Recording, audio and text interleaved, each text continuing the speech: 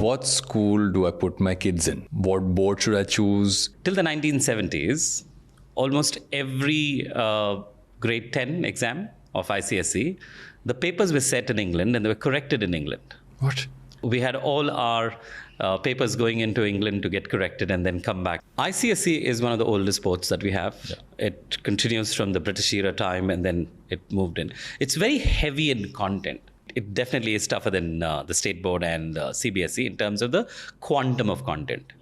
But the problem with ICSE, and I can, because I'm a student of ICSE myself, it hasn't evolved as much as the other boards. Some of the country's best schools, no matter which city you were in, was an ICSE school in the 1990s, and they stuck in time.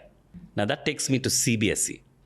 CBSE being a government body, a central government body, they've been very proactive with multiple national policies that have come in, the national curriculum frameworks that have come in. All of those experiments seem to work best with CBSE schools because the central government has the control.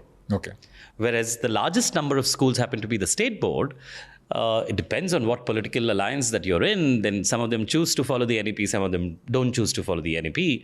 But the CBSE follows, and they have actually constantly upgraded themselves. But have they done enough to stay in time, in tune with the times that we're living in?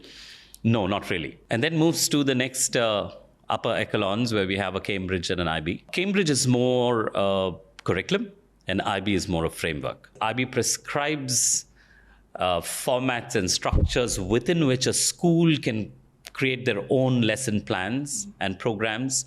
There's a lot of guidance from IB and direction from IB and not prescription. Whereas Cambridge is a lot more prescriptive because they're giving you a textbook to teach you that. To follow this. So I think a lot of schools in India find it far more easier to adapt to a Cambridge curriculum than an IB curriculum. And one of my jobs is to very closely look at the education policy in this country and the curriculum frameworks and see how do we make sure that all our schools implement it. I think an ideal example of implementing the NEP is to actually follow an international board. Because it's so much more skill-based and yes, all schools have the ability to shape our children's lives and to create as much damage. We overthink parenting and we overthink schools.